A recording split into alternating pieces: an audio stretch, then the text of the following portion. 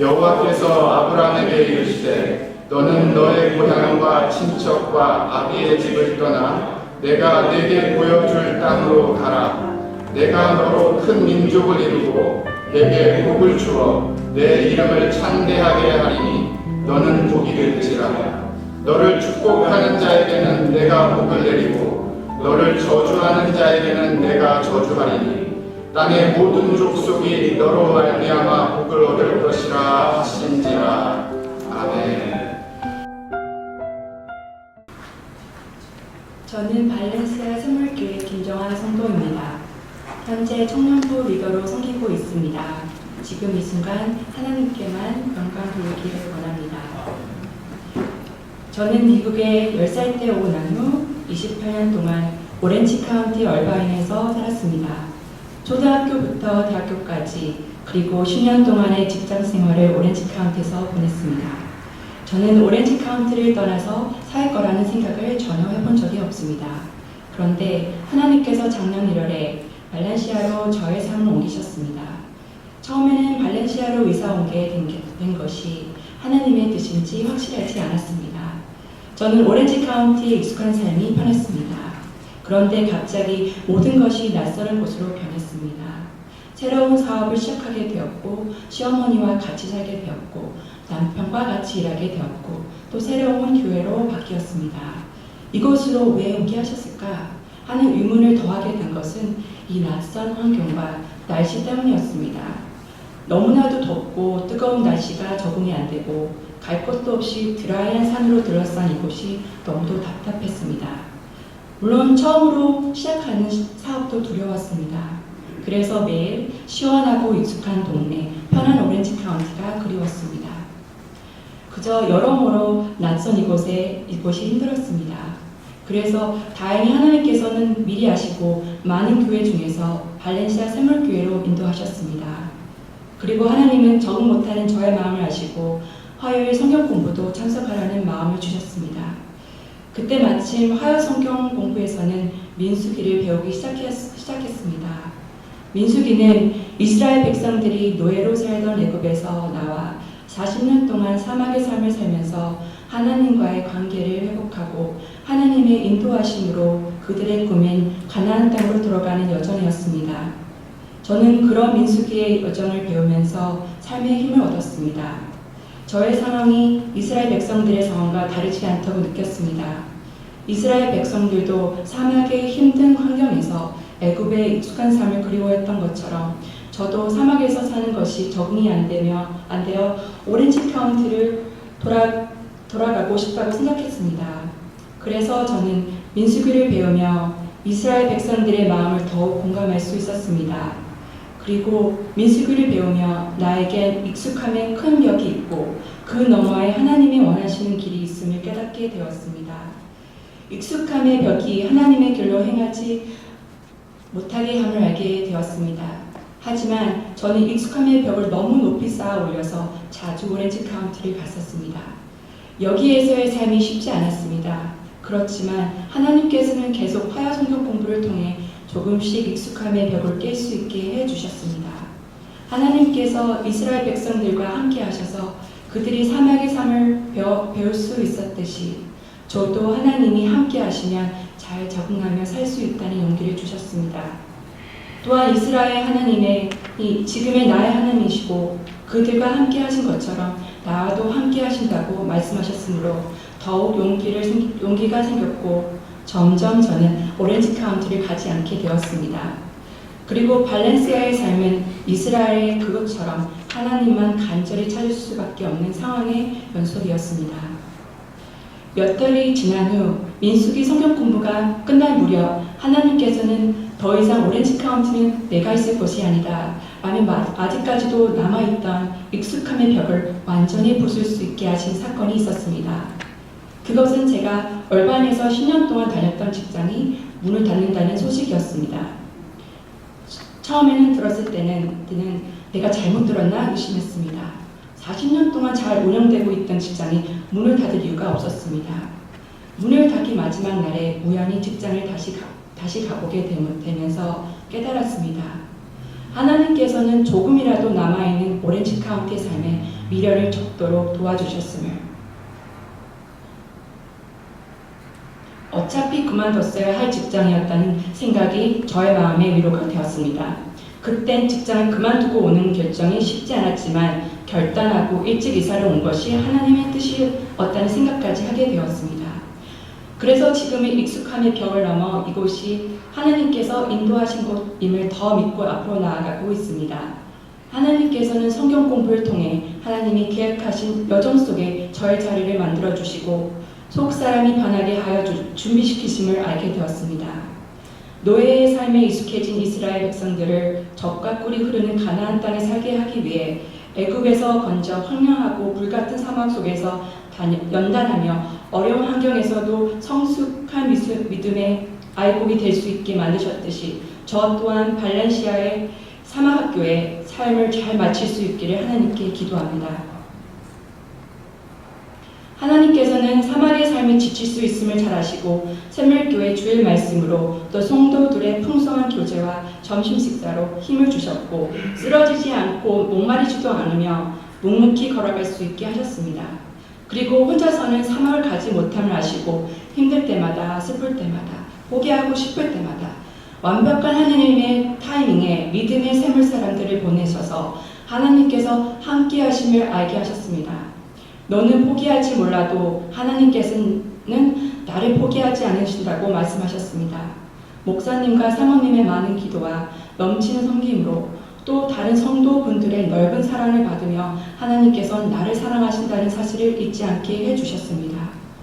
성경 공부를 통해 또 믿음의 길을 먼저 경험하신 집사님들과의 만남을 통해 힘들어도 다시 일어나 걸어갈 수 있게 하셨습니다.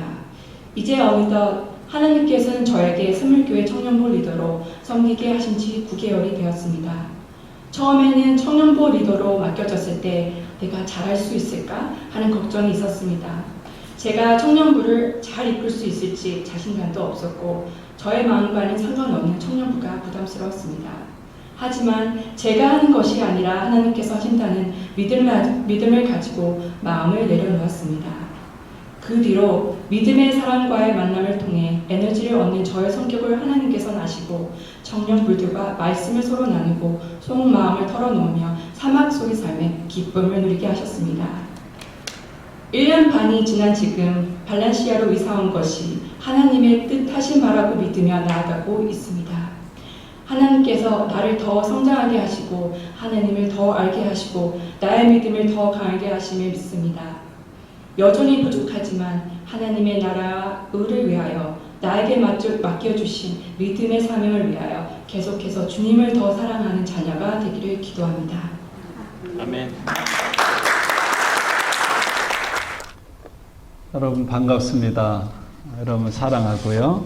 축복하고 또 우리 성도님 너무 귀한 간증도 감사드립니다. 오늘은 6.25 전쟁이 일어난 지 67주년 되는 날입니다. 정말 우리 민족에게 결코 잊을 수 없는 아픔과 슬픔의 날이기도 하죠. 그러면서도 한편 전쟁에서 생명을 걸고 정말 자유를 위해서 헌신하고 희생한 사람들 때문에 우리의 고국이 있고 또한 우리들의 삶이 그 기반 위에 서 있는 것입니다.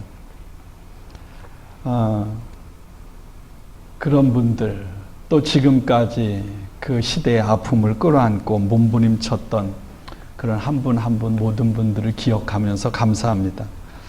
오늘은 발렌시아 샘물교회 창립 13주년을 드리도록 인도하신 하나님께 감사드리고 또 두 분의 임직을 하게 됨을 진심으로 축복하고 축하드립니다. 오늘에 이르도록 눈물, 기도, 헌신으로 섬겨주신 여러분들이 계시기 때문에 이 거룩한 하나님의 교회가 있는 것입니다. 이 교회가 13년 동안 지나오는 중에 많은 사람들이 거쳐갔을 것입니다. 그렇지만 오늘 바로 이 자리에 여러분들을 있게 하심이 하나님의 섭리요 하나님의 축복임을 믿습니다. 하나님께서는 여러분들을 통해서 더 귀한 하나님의 나라를 반드시 이루어 가실 것입니다. 13년 전에 저도 창립 예배 때 왔었는데요. 하나님의 교회를 개척하고 눈물과 기도, 인내와 믿음으로 헌신해 오신 우리 목사님 또 사모님 두 분에게도 정말 감사드립니다. 매일 눈물로 몸부림치며 뒹굴러야 할 때가 참 많았습니다. 제가 여기 오면서 이렇게 운전하고 오는데 참 많은 생각들이 들더라고요. 마음도 한편 찹찹하기도 하고 한편 감사하기도 하고 제가 눈물이 잘 없는데 정은 많지만 울컥 이렇게 눈물이 쏟아질 것처럼 겨우 참았습니다. 제가 무엇이라고 하나님의 말씀을 전하는 종이 되는가. 오늘 또 제가 창립 13주년 이 기념 예배 제가 무엇이라고 오늘 이 귀한 자리에 올 수 있는가. 아무리 생각해봐도 한 가지, 예수님밖에 없는 거예요. 예수님의 사랑 때문입니다. 저도 우리 목사님 와서 이 주보 칼럼을 읽으면서 마음이 아프고 눈물도 나고요. 저도 한국에서 성남에 졸업하자마자 그저께가 결혼 27주년이었는데 결혼하고 아무도 없는 성남에 그 다음 주에 개척을 시작했어요. 5년 동안 교제를 했는데 목회는 혼자 나가면 안 된다고. 그래서 갑자기 20일 만에 결혼하고 그리고 그 다음 주에 창립 예배라 신혼여행은 그냥 수안보에 비가 쏟아지는데 교회 공사를 해야 되자 조그만 공간을 얻어서 페인트 칠하고 그래 수안보 갔다가 창립 예배 준비하고 그렇게 한 게 벌써 1990년에 했으니까 오래됐네요. 이 되돌아보면 모든 게 다 하나님의 은혜입니다. 5년 동안 아들 둘 낳고 공부도 하고 주변 머리가 없어서 다른데 뭐 도와달라고 한 적도 없는데 굶지 않고 살게 하시더라고요. 그래서 바닥을 경험해 보니까 두려움이 없어지고 또 하나는 한 사람이 얼마나 소중한지에 대한 사랑을 배우게 하시더라고요. 미국에 와서는 제가 담임이 돼서 지금 교회 10년 동안 말할 수 없는 아픔과 어려움을 겪었는데 죄송하더라고요.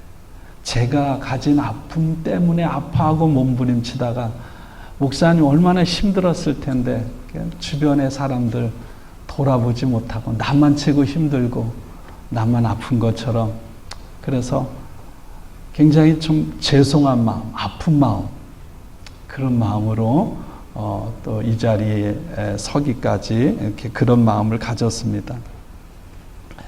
제가 나태주 시인의 풀꽃이라는 시 지금 공주문화원 원장으로 계시는 평생 초등학교 선생님으로 있었던 시인의 아마 들어봤을 거예요. 풀꽃.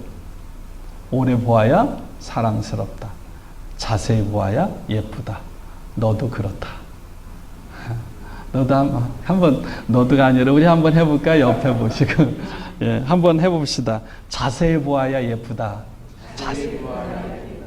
오래 보아야 사랑스럽다. 손가락을 가리치면서 너도 그렇다. 너도 그렇다.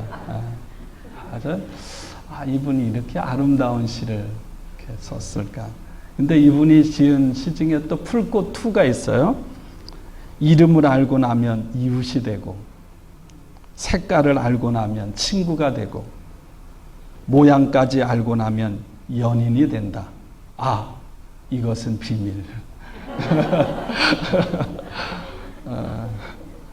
하나님과 저와 여러분이 그럴 수 있기를 바라고요.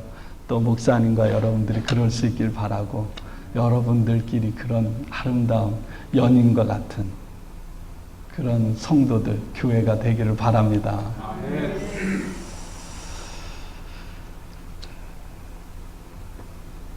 오늘 저는 제 이야기도 많은데요. 제 이야기보다 하나님의 말씀을 함께 나누길 원해요. 믿음이라고 하는 게 뭔가 저는 10년 이렇게 지나오면서 믿음을 어떤 책에서 배운 이런 것보다 그런 생각이 들어요. 10년을 지나오는데 매일매일 벼랑 끝이었습니다. 매일매일 죽느냐 사느냐의 순간이에요. 근데 여러분, 교인들은 목사만 바라보거든요. 저는 돈 계산할지도 모르고 돈 빌려올 줄도 모르는데 뭐 법적인 것도 모르는데 어쨌든 제가 지도자라고 저만 바라봐요. 근데 하여간 10년 동안 이 모든 일을 헤쳐왔습니다. 진짜 그래요. 하나님 수없는 벼랑 끝에 세우시는데 근데 죽이지 않으시더라고요. 그때마다 우리의 머리로 헤아릴 수 없는 길을 여세요. 그를 결국에는 떨어져 죽게 하시는 게 아니라 날게 하시는 하나님. 그래서 믿음이라고 하는 게 뭐냐? 내 삶에 어떤 일이 닥쳐와도 저는 이 과정을 통해서 이제는 두려워하고 잠 못 이루고 그러지 않아요. 전 잠 한 번도 잠 못 자서 고생한 적이 없어요. 왜? 갈등은 하죠. 힘은 들죠. 그러면서도 하나님께서 과연 이 일을 통해서 어떤 일을 행하실까? 그거에 대한 기대, 설레임이 저는 믿음이라고 믿습니다. 여러분에게도 머리로가 아니라 그런 삶으로 고백되는 믿음이 있길 원해요. 2004년 6월에 하나님께서 우리 목사님 가족을 통해서 발렌시아 샘물교회를 시작하셨습니다. 이 교회를 여신 거예요. 하나님의 축복의 시작입니다. 그리고 창립 13주년 감사 예배를 드리면서 오늘 이 시간이 오늘 하나님께서 이 교회와 여러분들의 인생에 새로운 복의 문을 열기를 축원합니다.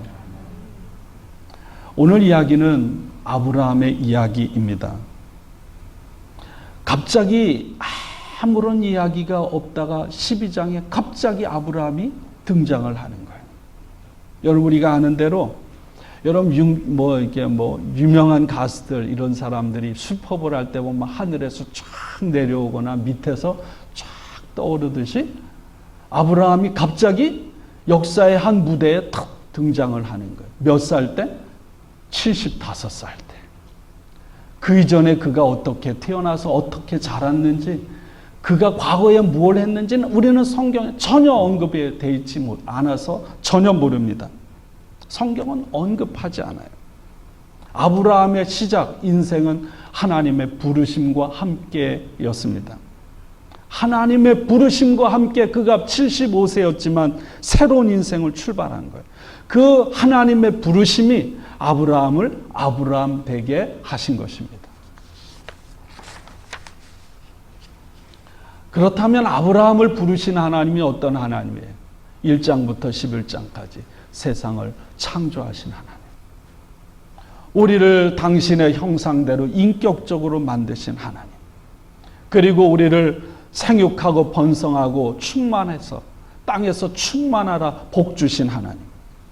아브라함을 부르기 전에 하나님께서는 아담을 먼저 만드시고 그를 복 주셨어요. 하나님은 온 세상의 모든 사람을 복 주시기를 원하시는 하나님임을 성경은 우리에게 증언하고 있습니다. 그런데 그 일을 위해서 하나님께서 한 사람, 그리고 나중에는 그의 가족을 통해서 온 세상의 모든 사람들에게 복을 주시겠다는 그 일을 위해서 하나님께서 아브라함을 부르셨습니다. 아브라함이 남들보다 잘나서가 아니에요. 뭔가 내세울 만한 것이 있어서가 아닙니다. 아담이 범죄함으로 인해서 하나님과 점점 사람들이 멀어져 갑니다. 그 결과 사람들의 삶이 피폐하고 엉망이었어요. 온 세상은 어둠과 타락과 분열과 절망뿐이었습니다. 사회는 붕괴되고 오늘 우리들이 살아가는 사회 같지 않습니까? 그럼에도 불구하고 하나님은 세상을 포기하지 않으셨어요. 버리지 않으셨습니다. 바로 그런 타락한 세상 속에 아브라함과 그의 가족을 통해서 온 세상에 복을 주시겠다고 약속하신 것입니다. 저번에 제가 한 주간 세미나를 했는데 갔다 왔는데 약속이라는 거가 얼마나 중요한지, 여러분, 약속을 주시는 분에게 초점이 맞춰져 있어. 명령은 명령을 받는 사람에게 맞춰져. 명령이 주어지면 명령을 지키느냐 안 지키느냐에 따라서 이게 주어지는데, 약속은 약속을 주시는 분에게 달려있는 거예요. 내가 실수하고 내가 넘어지고 내가 부족해도 하나님이 그 약속을 이루십니다. 근데 성경에는 그 약속으로 가득 차 있어요. 저와 여러분들을 향한 약속으로 가득 차 있음을 믿습니다.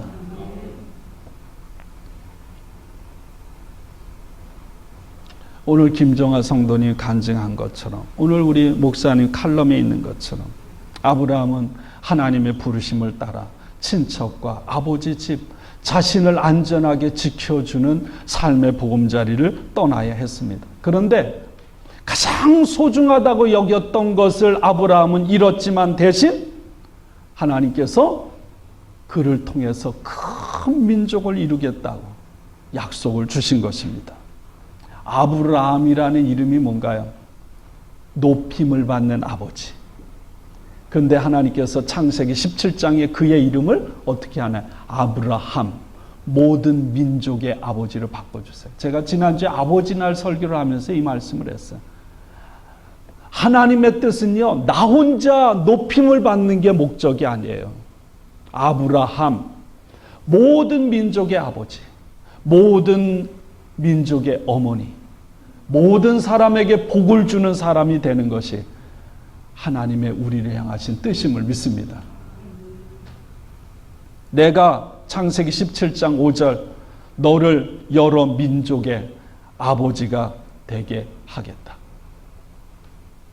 오늘 1장에 하나님께서 아브라함을 부르셨어요.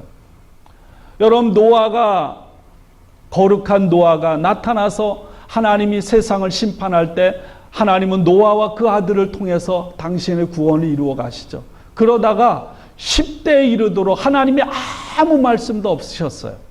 그러다가 어느 날 갑자기 아브라함에게 찾아오신 것입니다. 아브라함을 통해서, 아담을 통해서 세상이 열리고, 또 세상을 물로 심판할 때 노아를 통해서 세상을 열어가신 하나님께서 다시 한번 아브라함을 통해서 세상을 열어가신 거예요. 명령은 하나입니다. 가라. 그러면 거기에 오늘 말씀에 많은 것이 따라와요. 그 많은 것이 따라오는 그 모든 것을 한마디로 말하면 복입니다. 복이 되게 하겠다. 가라는 말은 뭡니까? 뒤돌아보지 말라는 거예요. 여러분, 이게 어렵나요? 참 쉽나요? 내 고향, 본토, 친척, 아버지 집을 떠나는 것은 정말 희생입니다. 죽음입니다. 순종하지 않으면 갈 수 없는 길이에요. 그런데 오늘 아브라함이 그 명령에 순종해서 떠나는 것입니다. 오늘 창세기 12장 앞부분에 복 준다는 말, 성경에 바라크, 베라카, 역대하 20장에 브라가 골짜기, 축복을 상징하죠. 축복. 가라, 순종하면 이 복이 온다는 거예요. 여러분, 그렇습니다. 우리 인생에 복 주시는 분은 오직 한 분, 하나님이심을 믿습니다. 하나님께서 약속을 주시죠. 2절, 내가 너로 큰 민족을 이루고 내게 복을 주어 내 이름을 창대케 하리니 너는 복이 될지라. 3가지. 큰 나라를 만들어 주겠다. 자식에 대한 약속이에요. 물론 어떤 가정엔 아프지만 자식을 주시지 않는 가정도 있어요. 그러나 영적인 자식을 낳는 것도 하나님의 약속입니다. 내가 너를 큰 민족으로, 큰 나라로 만들어 주겠다. 그런데 이 약속이요, 이 약속을 아브라함이 받을 때 아내 사라는 아이를 낳을 수 없는 불임의 사람이었습니다. 그렇다면 약속은 하나님이 이루시는 거라고 했어요. 하나님께서 어떤 우리가 알 수 없는 놀라운 방법으로 당신의 약속을 이루실 것이라는 거예요. 두 번째는 뭡니까? 아브라함에게 복을 주시고 그의 이름을 크게 하겠다. 하나님께서 망가진 세상을 그냥 버리지 않으시고 이제 아브라함에게 복을 주심으로 새로운 시작으로 그 땅을 온 백성들을 회복하겠다는 거예요. 세 번째, 하나님께서 아브라함을 복덩어리, 복의 통로, 복이 되게 하겠다고 약속하셨습니다. 오늘 창립 13주년을 감사하며 예배드리는 저와 여러분들, 우리의 상황을 따지지 마시고 오늘 하나님이 주신 약속이 여러분들에게 있음을 믿습니다. 하나님께서 여러분을 통해서 하나님 주신 이 약속이 이루어지길 원합니다. 분명히 이루어져요. 완성되는 날은 주님이 오시는 그날 완성될 거예요. 하나님께서 하란을 떠나는 아브라함에게 주신 많은 약속 중에 땅에 대한 약속을 주시지 않았어요. 땅에 대한 약속은 아브라함이 순종해서 떠나서 가나안 땅 세겜에 왔을 때 비로소 그때 주세요. 내가 발로 밟는 그 땅, 이 세겜을 너와 내 후손에게 주겠다. 다시 말하면 아브라함이 떠난 거는요, 내가 땅을 주겠으니까 글로 가라, 그래서 간 게 아니에요. 어딘지도 몰라요. 무조건 가라고 말씀하시니 순종해서 떠난 거예요. 무조건적인 순종의 모습을 우리는 아브라함에게서 보게 됩니다. 여러분, 어바인에서 발렌시아 오는 것도 힘든데 2000년 전에 아니면 4000년 전에 옛날에 100년 전만 해도 여러분 나그네로 살아가는 게 얼마나 힘든가요? 목숨이 보장되어 있지 않는 삶입니다. 근데 떠나가라고 하는 건 뭐예요? 떠나가라는 명령에 아브라함이 순종한 것은 이제는 나에게 떠나가라고 말씀하신 하나님만을 의지하고 살아가겠습니다. 그 믿음의 고백입니다. 여러분, 이게 아브라함을 아브라함 되게 한 거예요. 여러분, 우리 그리스도인의 삶은 아브라함의 삶이 그 시대 사람들과 달랐던 것처럼 저와 여러분의 삶이 달라야 할 줄로 믿습니다.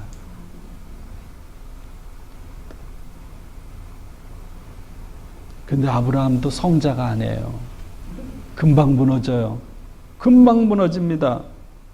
하나님께서 주시겠다고 약속한 세겜에 왔는데 그 땅에 기근이 들어요. 그 어디로 갑니까? 애굽으로 가죠. 이런 사람을 우리는 또 하나 만납니다.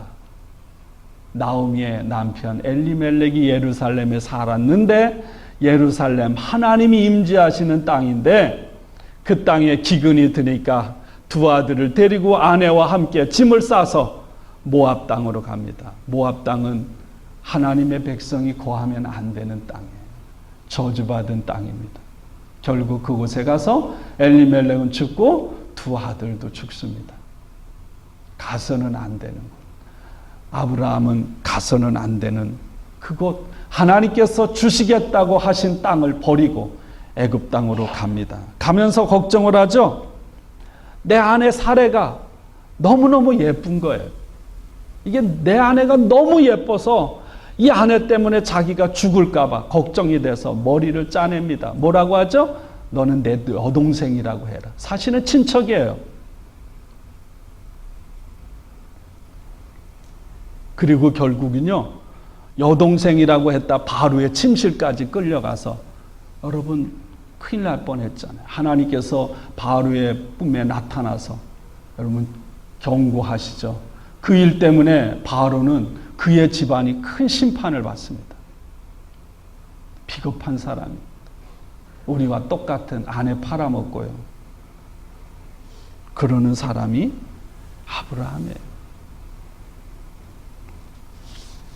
오늘 3절엔 이렇게 말하죠. 내가 너를 축복하는 자에게는 내가 복을 내리고 너를 저주하는 자에게는 내가 저주하리라. 아브라함의 불신앙으로 인해 아내도 위기에 처할 뻔했고요. 아내를 범하는 간음죄를 범할 수 있었던 바로와 그 집안이 벌을 받았어요. 아브라함의 불신앙 때문에 여러분 다른 사람이 재앙을 경험하게 된 것입니다.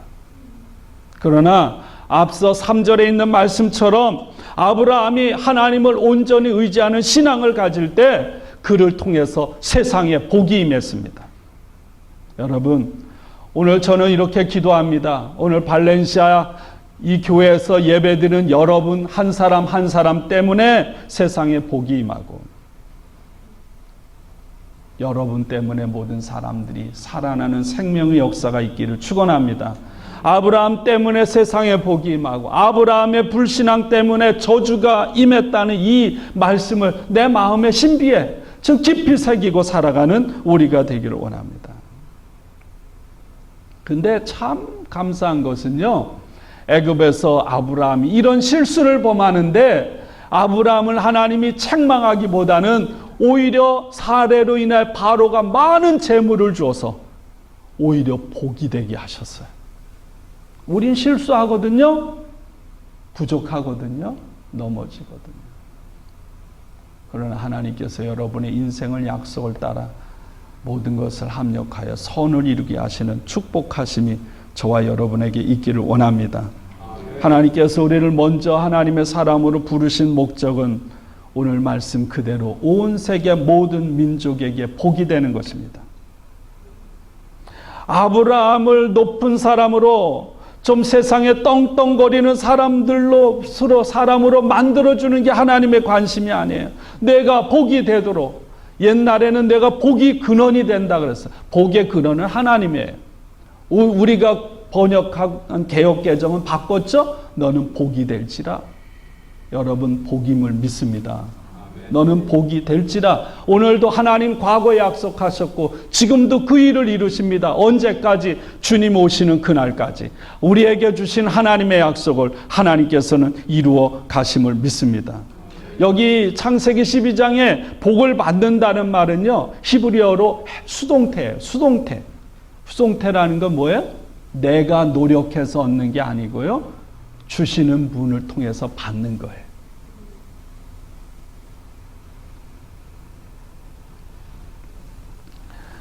제가 우리도 해마다 이렇게 성경 읽기, 이거 성경을 뽑습니다. 그래서 제가 잘 안 봤는데 보다 보니까, 그러므로 믿음으로 말미암은 자는 믿음이 있는 아브라함과 함께 복을 받느니라. 갈라디아서 3장 9절. 갈라디아서 7장 이하에 보면 우리는 믿음 안에서 아브라함의 복을 이은 복의 후사라 그랬어요. 아브라함에게 주신 복이 오늘 우리들에게도 동일하게 임하고 역사한다는 거죠.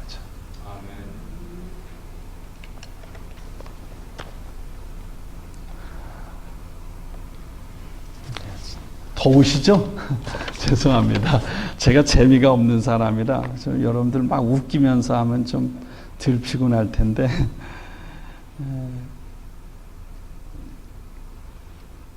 좀 잘라서 하도록 하겠습니다. 그래서 오늘 이 자리에 있는 가정의 아버지는 그냥 하나의 돈 벌어오는 아버지가 아니라 모든 민족의 아버지 같은 그런 아버지가 되길 원하고, 어머니가 되길 원하고, 우리 한 사람 한 사람이 삶의 자리에서 정말 그런 우리 모두가 되길 원합니다. 이게 하나님께서 우리 모두에게 주신 말씀이에요. 말씀을 정리합니다. 너를 축복하리라. 크게는 두 가지. 내가 너에게 복을 주겠다. 오늘 이 축복이 여러분에게 있기를 축원합니다. 아멘. 이건 꼭 세상에 번영신학처럼 뭐 돈 벌어서, 어제 그저께 뉴스 보니까 미국에서 걱정 없이 살아가려면 110만 불이 있어야 된다고. 뉴스 들었어요? 110만 불 넘는 사람은 걱정 없을까요?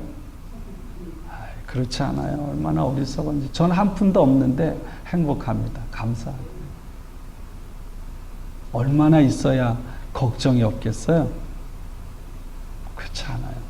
복은 그것만이 아니에요. 물론 그것도 복이지만 하나님께서 오늘 저와 여러분에게 사랑하는 아들아, 사랑하는 딸아, 내가 너와 함께한다. 내가 너를 인도하고 붙잡아 주리라. 내가 너를 도와주리라. 내가 너의 필요를 채워주리라. 내가 너와 함께해서 너를 고쳐주리라. 너를 굳세게 하리라. 내가 눈동자처럼 너를 지켜주리라. 오늘도 하나님은 그렇게 복 주시며 말씀하심을 믿습니다. 이 말씀이 오늘 우리를 일으키기를 원해요.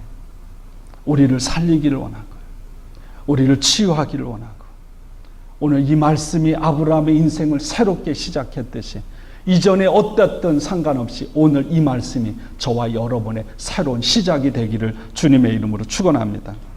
나를 돌아보면 비교해서 이 말씀이 믿어지지 않는 사람이 있을 거예요. 내 상황은 뭐라고.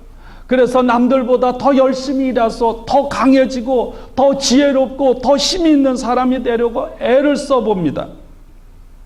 그러나 여러분, 믿음으로 이 약속의 말씀을 붙잡을 때, 이 약속의 말씀을 내 믿음으로 받아들일 때 더 이상 내 상황과 처지와 상처와 모습들을 보고 낙망하거나 좌절하거나 절망하거나 포기하지 않게 될 줄로 믿습니다. 왜 그런가요? 고린도후서 12장의 바울의 고백처럼 나의 약함을 통해 그리스도의 능력이, 하나님의 능력이 드러나기 때문임을 믿습니다. 여러분이 지금 아픔이 있나요? 문제가 있나요? 약함이 있습니까? 바로 그 자리가 하나님이 일하시는 자리가 되기를 주님의 이름으로 축원합니다. 하나님이 함께 하시고 붙들어 주실 때 내 약함을 통해 우리는 온전해지고 하나님의 능력을 드러내는 하나님의 사람이 되는 것입니다. 또 하나는 너는 복이 될지라. 같은 말 계속 하는데요.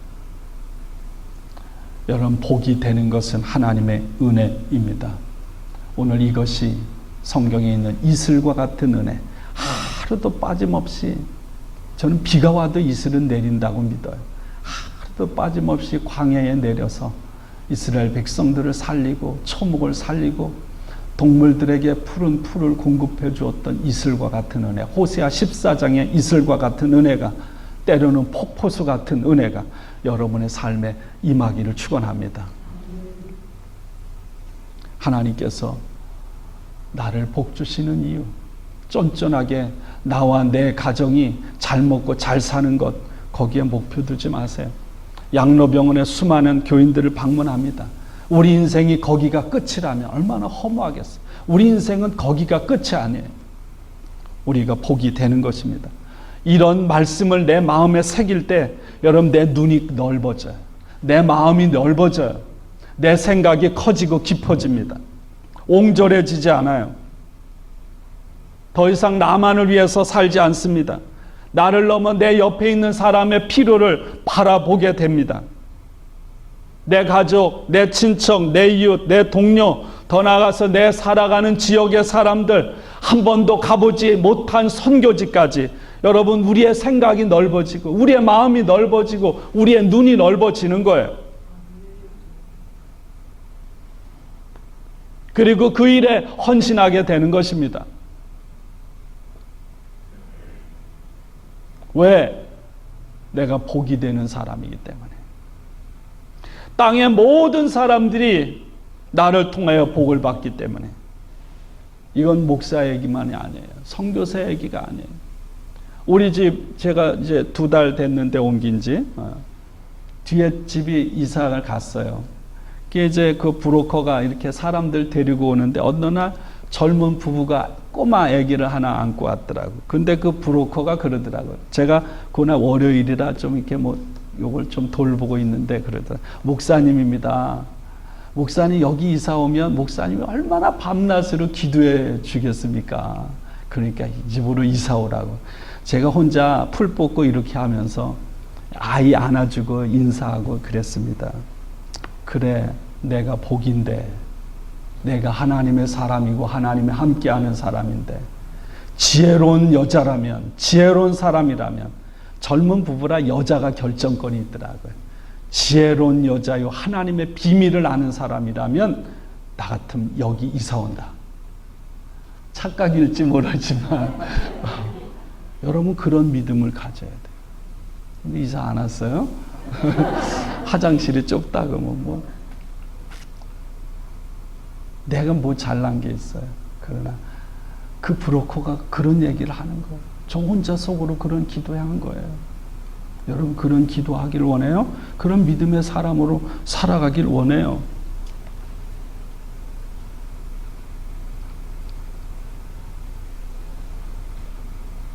너희가 그리스도의 것이면 곧 아브라함의 자손이요 약속대로 유업을 이을 자니라. 먼저는 후손의 복, 땅의 복, 형통의 복을 받으시기를 축원합니다. 그러나 그것보다 더 중요한 복, 구원의 복, 정말 중요한 복, 하나님과 내가 온전한 관계가 돼서 하나님과 친밀하게 함께 하나님 오시는, 주님 오시는 그날까지 동행하는 복, 이 믿음의 복이 오늘 발렌시아 샘물교회 이 목사님을 통해서 여러분 모두에게 임하기를 주님의 이름으로 간절히 축원합니다.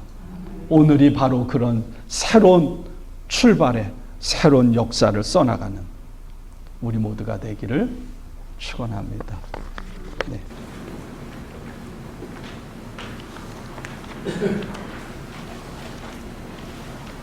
할렐루야. 저는 발렌시아 샘물교회 조현주 집사입니다.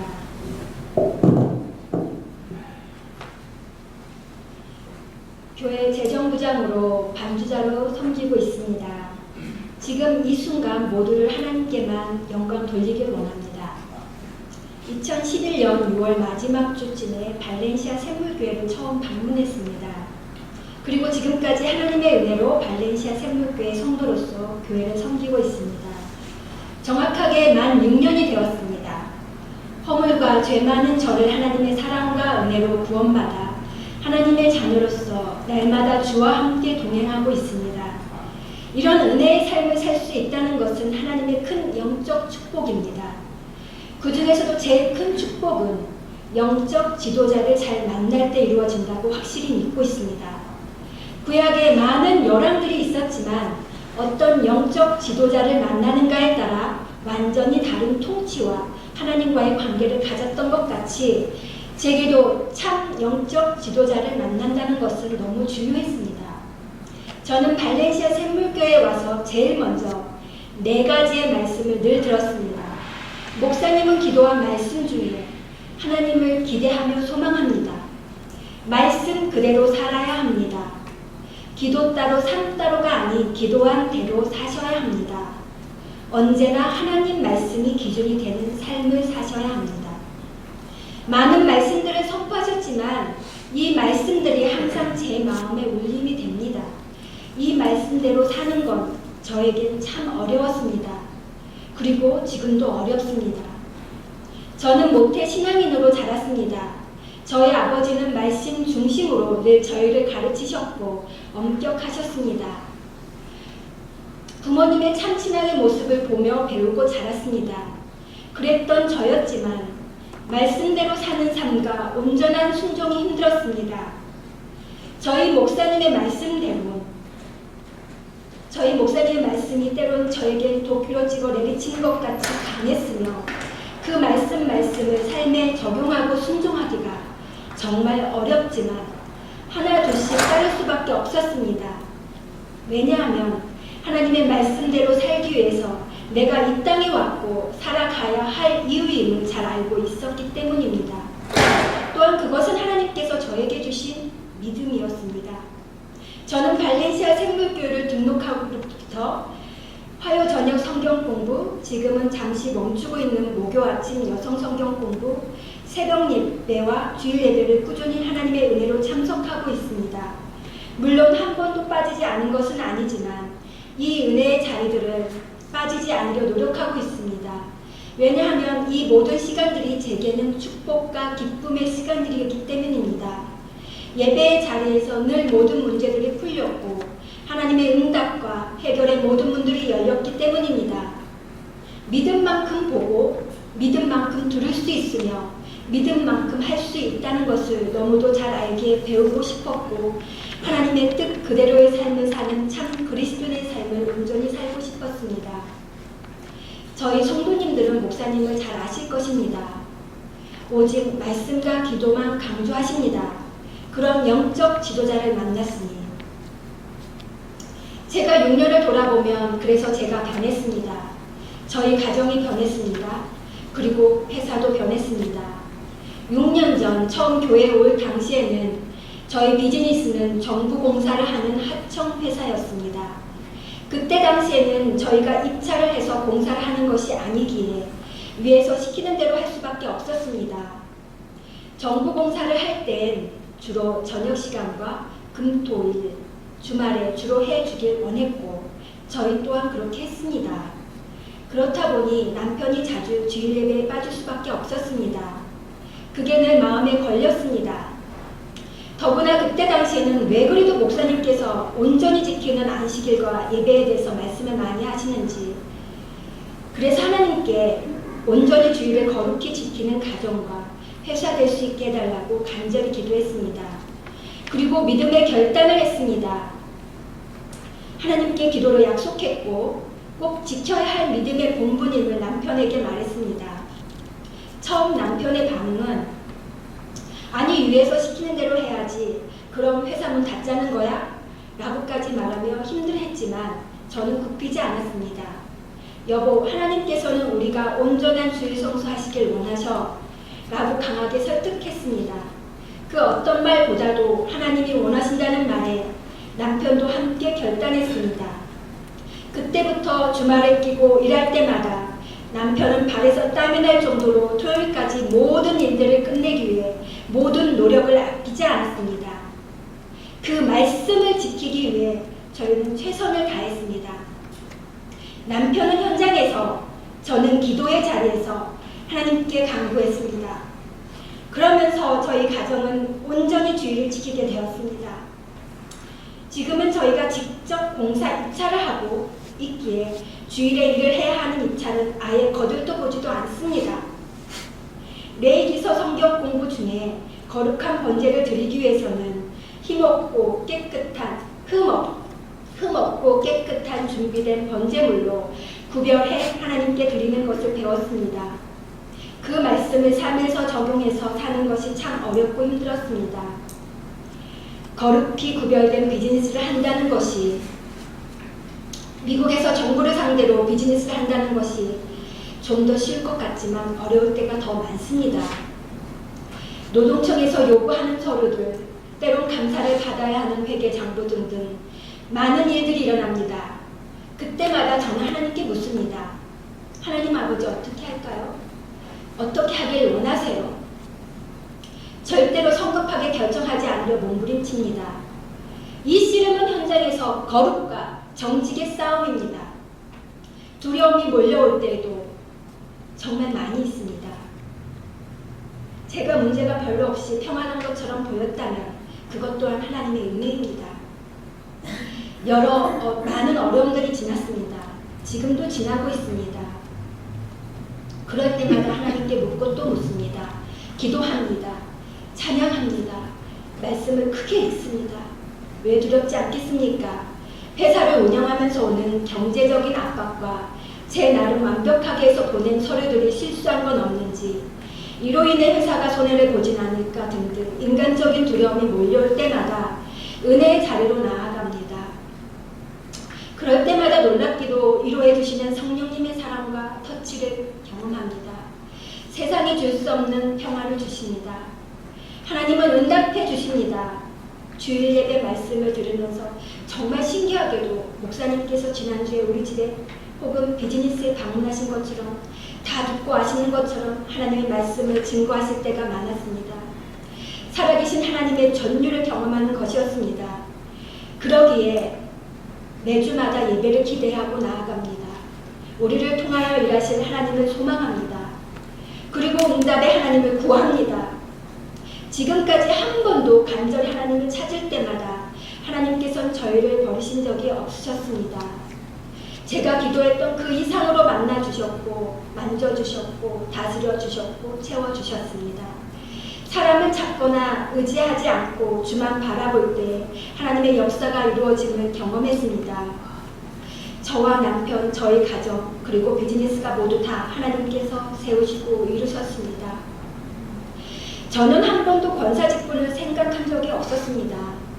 그러나 하나님께서 주신 사명으로 받고 발렌시아 샘물교회를 통해서 성령님의 온전한 통로로 쓰임받는 참 일꾼이 되겠습니다. 나의 힘이 아닌 성령님의 힘으로 하겠습니다. 저는 많이 부족하고 약합니다. 그런 저를 위해서 기도해 주시고 샘물교회를 세우는 일에 많은 사랑과 격려 부탁드립니다. 믿음으로 나아갑니다.